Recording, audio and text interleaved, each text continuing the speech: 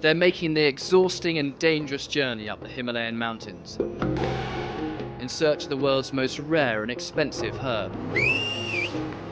This is Dolpa, with no roads, few jobs, and reliant on food aid. It's the poorest and least developed region of Nepal. The population here is about to triple, as more than 50,000 people travel along these trails.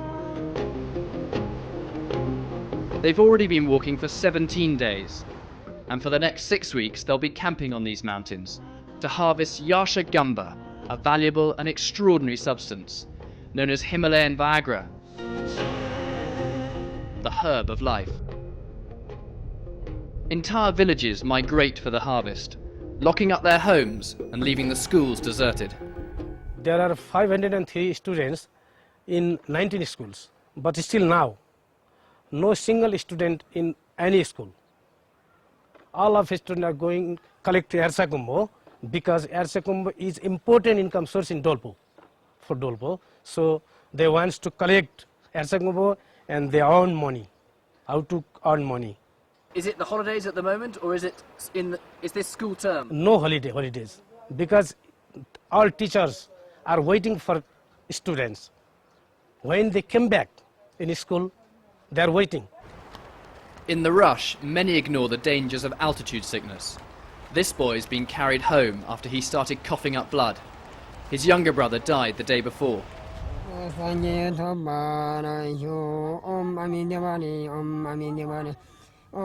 The Buddhist Lama is praying for this man's soul in the next life. He died from exhaustion and cold.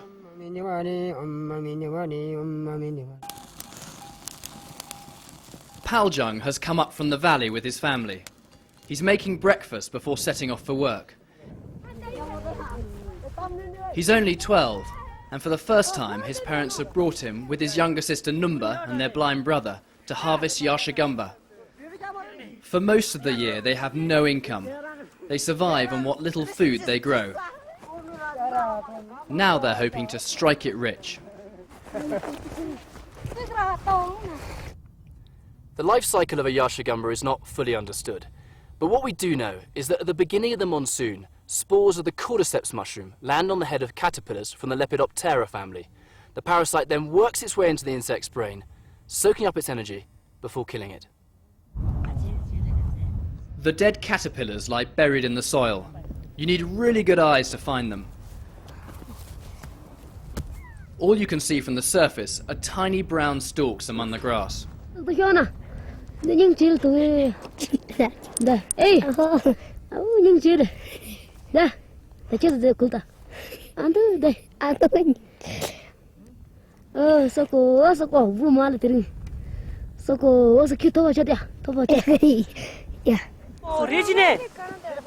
They're only found at high altitude in remote parts of the Himalayas.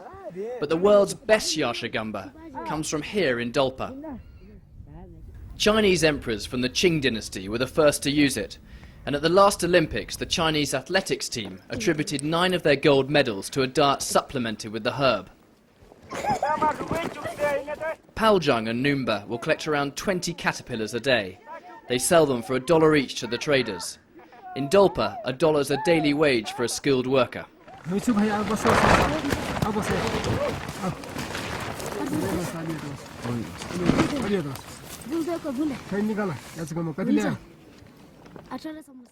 His family hopes to sell 1,000 caterpillars by the end of the season. For a country where the average income is less than $300 a year, this represents a fortune.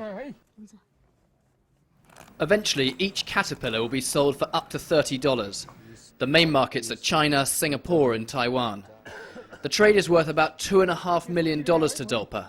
The government should make 10% of this in taxes.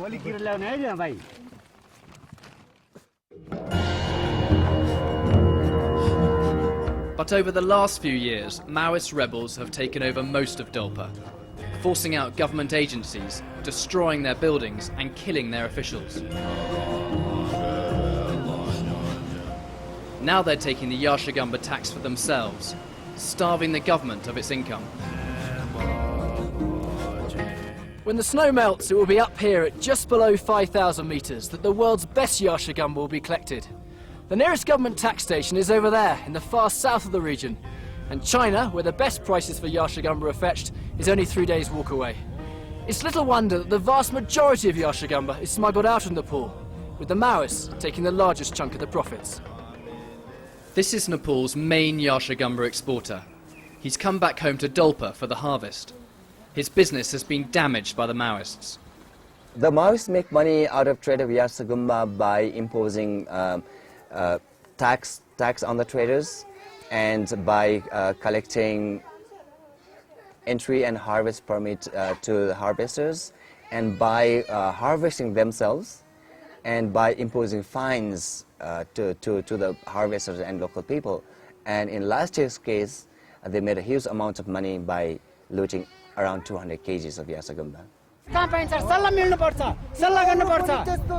The local Dolpali are furious that people from outside this area have come in to harvest their Yarchagumba.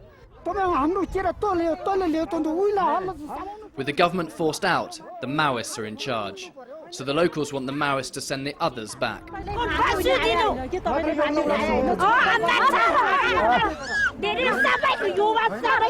You might as well kill us all. How can we feed our children if you allow others in? She shouts. With feelings running high, the Maoists decide to confiscate the men's knives. The more people picking the crop, the more tax the Maoists can claim, so they're reluctant to turn anyone away. We make a lot of money from the tax people pay on Yarchagumba. It's the main source of income for our party. Altogether, the Maoists earn more than $3 million a year from the herb. The funds pay for their army, which is cheap to run.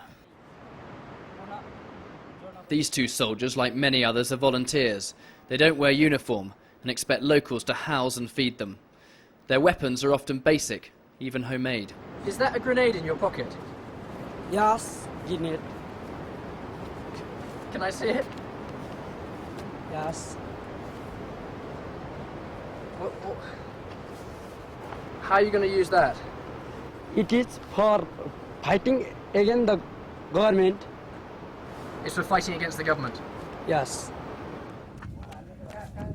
The Maoists' fight extends to civilian targets. Last month they killed 53 people, including many young children, when they bombed a bus in the south of the country. In the last 9 years, more than 12,000 people have been killed. The Maoists want to replace the monarchy with a communist republic. The conflict has escalated in recent months, since the king grabbed power and declared a state of emergency, sacking the prime minister and suspending civil rights.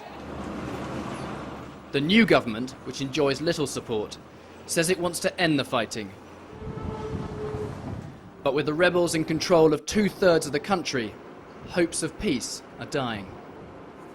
After walking for 5 days, I finally arrived in Denai, the capital of Dolpa, and one of only 2 government strongholds in a predominantly Maoist-controlled area.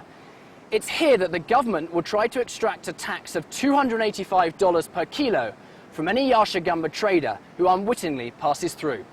In Denai, the chief military official refuses to admit the Maoists are running the Yarchagumba business. There is no any Maoist interference, because we always provide the high security, in this district. Because of that, there is no any Maoist influence, in this area.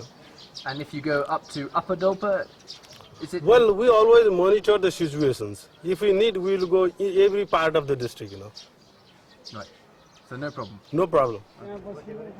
But the truth is, more than 90% of Yarchagumba is smuggled out, with no tax paid to the government. And when people do pay the official tax, the Maoists punish them.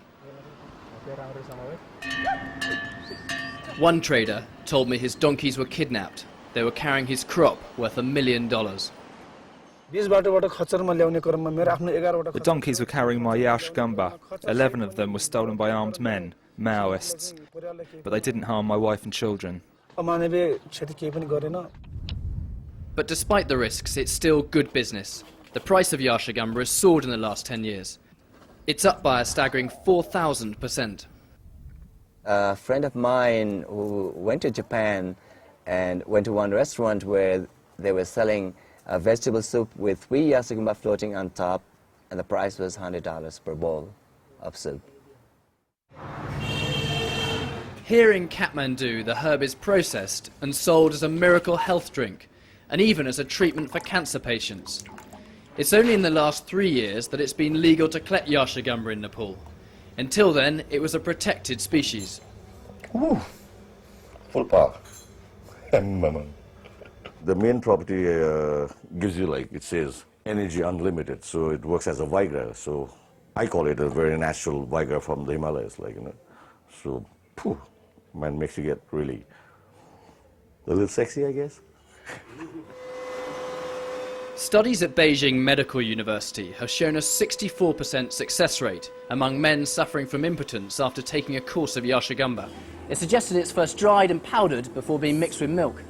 The Tibetans have another idea. They suggest mixing it with sparrow's head and the urine of a snow frog. Well, whatever the concoction, the best thing is there's no side effects.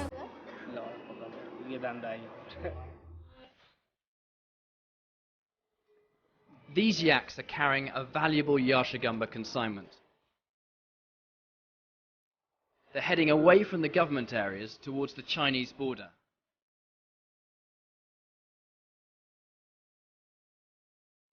The Maoists have already taken their cut, leaving the government without a penny, and further weakened by the loss of income.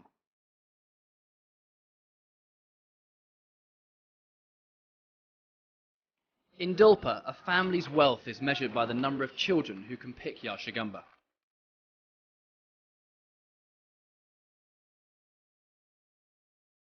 For Paljung's family, the political situation is beyond their grasp. They're only looking to survive, unaware they're fueling a war which is destroying their country.